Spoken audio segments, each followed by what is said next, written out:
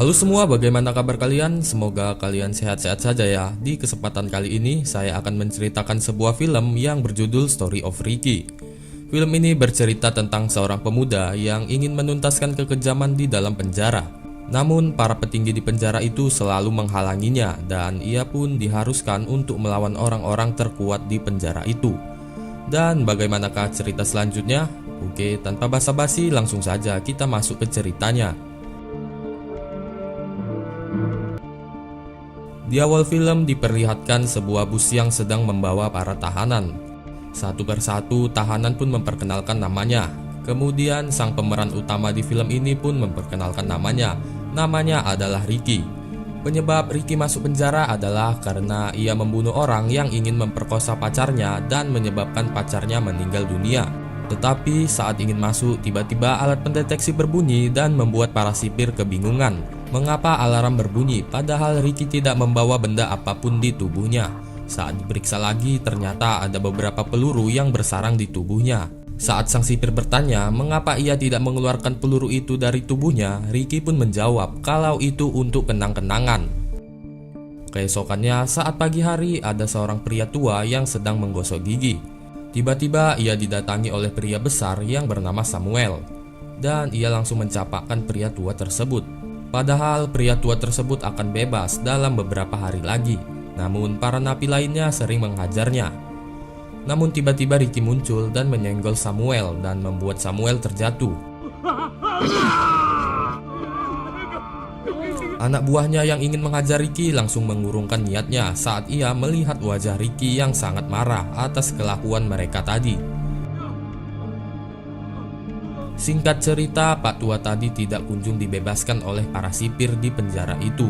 Karena jika kalau ia ingin bebas, maka ia harus mendapatkan izin dari napi yang berkuasa di penjara itu. Karena frustasi, ia pun mengakhiri hidupnya. Ricky yang melihat Pak Tua tadi pun sangat bersedih atas kematiannya. Keesokannya saat Ricky sedang mandi, tiba-tiba ada seorang napi berbadan besar menghajarnya dan membuat Ricky sampai terpental. Ternyata pria itu disuruh oleh Samuel untuk membunuh Ricky. Hanya satu pukulan saja, pukulan Ricky sampai membuat perut orang itu bolong dan tewas seketika. Ternyata Ricky dari kecil sudah memiliki kekuatan super sehingga ia dengan mudahnya melawan pria itu. Lalu Ricky dihampiri dengan pria yang nampaknya cukup kuat. Pria itu bernama Oscar. Oscar mengatakan kepada Ricky kalau ia harus tunduk kepadanya dan jangan membuat masalah. Karena kejadian itu, Ricky pun dibawa ke ruangan asisten kepala sipir yang bernama Musang untuk mendapatkan hukuman. Musang juga mengambil beberapa info dari Ricky dan juga foto pacar Ricky yang telah meninggal. Saat Ricky ingin mengambil foto itu, tiba-tiba tangan Ricky dibacok dengan tangan bajak laut miliknya. Ia sempat dihajar beberapa kali oleh Musang. Seketika Ricky teringat dengan wajah kekasihnya dan mengamuk di tempat itu. Namun Ricky tidak ingin membunuhnya dan mengambil kembali foto kekasihnya tersebut. Bukan hanya jago bela diri, Ricky juga hebat dalam bermain seruling. Karena dulunya Ricky adalah mahasiswa musik. Di saat ia memainkan seruling, ia pun teringat masa-masa indahnya dengan kekasihnya itu. Keesokannya Musang menyuruh Oscar untuk membunuh Ricky.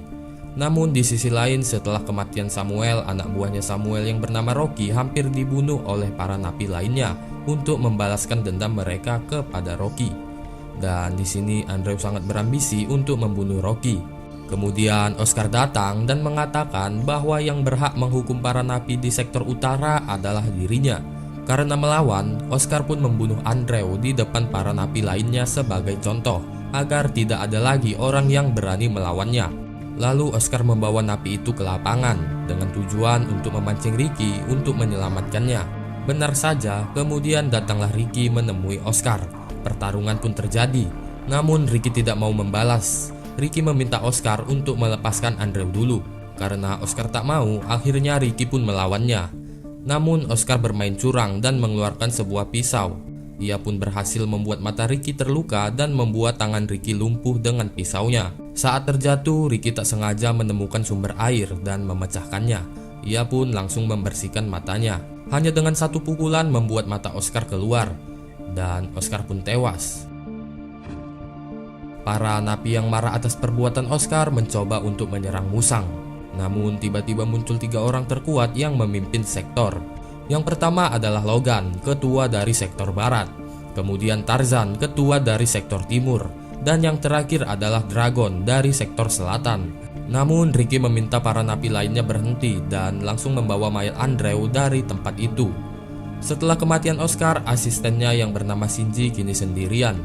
Untuk mengisi kesepiannya, dia mencoba meniru kebiasaan Ricky memainkan musik dengan selembar daun. Ricky yang melihatnya mencoba untuk mengajari Shinji. Namun betapa terkejutnya Ricky saat melihat lidah Shinji yang sudah terpotong. Kemudian Ricky pun memberikan Shinji seruling miliknya agar Shinji tetap bisa memainkan musik. Dan hal itu membuat Shinji sangat senang atas pemberian Ricky. Saking senangnya, Shinji kemudian memberikan sebuah bunga opium kepada Ricky. Bunga itu sejenis tanaman terlarang seperti ganja. Ricky pun sangat terkejut kalau ada bunga seperti itu di dalam penjara. Di sisi lain, Logan melihat mereka berdua dari balik bayang-bayang. Kemudian Shinji dipanggil oleh 3 penguasa untuk dihukum karena ia telah membocorkan rahasia ladang opium ke Ricky. Tetapi kalau ia tidak mau dihukum, Shinji harus membunuh Ricky. Tetapi saat itu Shinji tak mau, sehingga Shinji pun disiksa sampai Shinji tewas. Ricky yang melihat wajah Shinji pun bersedih sekaligus marah kepada orang yang membunuh Shinji. Kemudian Ricky pun membakar ladang bunga opium di sektor barat. Dan hal itu membuat Logan sang penguasa sektor barat sangat marah. Perkelahian pun terjadi. Di tengah-tengah pertarungan, Dragon datang untuk membantu Logan. Saat Ricky ingin dihabisi oleh Logan dan Dragon, kemudian Tarzan datang, lalu membawa pergi Ricky dengan alasan ia ingin berduel 1 lawan 1 dengan Ricky sebelum Ricky dibunuh. Di sini Tarzan membawa Ricky ke sebuah ruangan dan mereka pun berduel di tempat itu. Tiba-tiba banyak cairan semen sehingga membuat Ricky dan Tarzan tenggelam dalam semen itu. Hal itu dilakukan untuk membunuh Ricky. Untung saja Ricky dapat lolos sekalian menyelamatkan Tarzan. Namun upaya itu terhenti karena semen yang menyelimuti Ricky segera mengeras dan membuat ia tidak bisa bergerak lagi. Singkat cerita, ketua sipir pun datang dengan anaknya. Dan saat anaknya ingin berlari, tak sengaja ia terjatuh. Ketua sipir pun bertanya siapa orang yang meletakkan karpet itu. Karena hal itulah membuat orang yang menyiapkan karpet tersebut harus kehilangan matanya. Kemudian Musang memberitahu ketua sipir tentang ladang opium kalau ladang tersebut telah musnah. Ketua sipir yang mengetahuinya langsung kejang-kejang sakit jantung. Ia pun langsung meminum obatnya. Lalu ketua sipir langsung menemui Ricky. Terlihat Ricky sedang ditahan di suatu sel dengan tangan dirantai. Lalu saat ketua sipir ingin mendekatinya, tiba-tiba Ricky terbangun dan langsung menarik ketua sipir. Tiba-tiba datang Tarzan untuk menghajar Ricky, tetapi Ricky dapat mengalahkan Tarzan.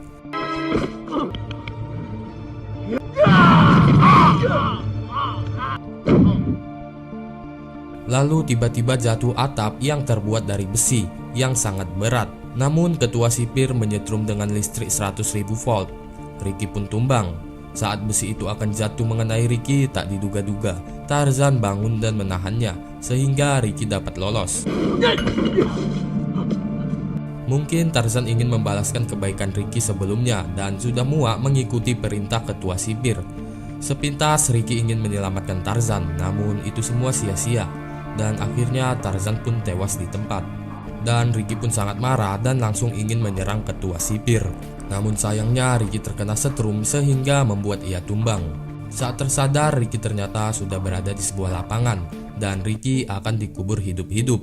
Dan jika Ricky bisa bertahan sampai 7 hari, ketua sipir akan membebaskan Ricky.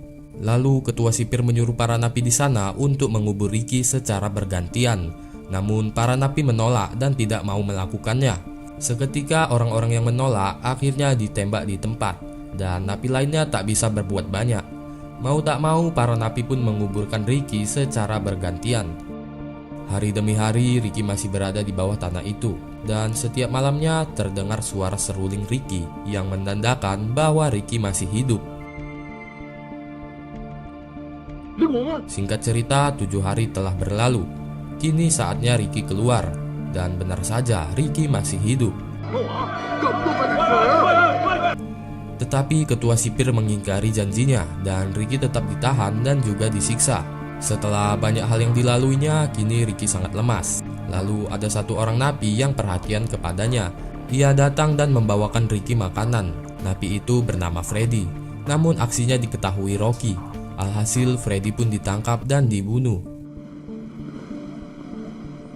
Saat Musang dan Rocky ingin mengecek kamar Ricky, ia melihat tidak ada Ricky di dalamnya. Ternyata Ricky ada di atas atap, dan ia pun langsung membunuh Rocky dan menghajar Musang sehingga Ricky dapat bebas. Kemudian terjadilah kerusuhan di sel tahanan untuk melawan kekejaman ketua sipir. Ricky pun membantu mereka dan menghajar para sipir itu. Singkat cerita, Ricky akhirnya bertemu dengan ketua sipir. Tanpa basa-basi, ketua sipir langsung membunuh Musang karena menurutnya ia sudah tidak berguna lagi. Di saat bersamaan datanglah Logan dan Dragon, tetapi mereka berdua kalah oleh Ricky.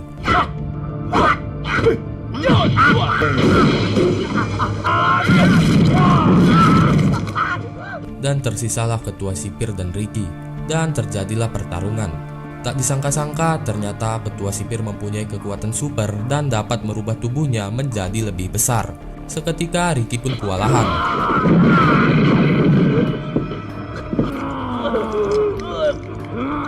Namun karena kecerdikannya Ricky, akhirnya Ricky pun bisa mengalahkan ketua sipir dan memasukkannya ke dalam penggiling daging, sehingga ketua sipir pun tewas. Setelah itu Ricky pun keluar dan memukul sebuah tembok yang besar dengan tangannya. Seketika tembok itu pun roboh. Dan akhirnya Ricky pun bisa keluar dari penjara itu dan film pun selesai. Nah, seperti itulah cerita film Story of Ricky. Semoga kalian terhibur. Dan jika kalian suka dengan video ini, silahkan subscribe dan nyalakan notifikasinya agar saya lebih semangat untuk mengupload video selanjutnya.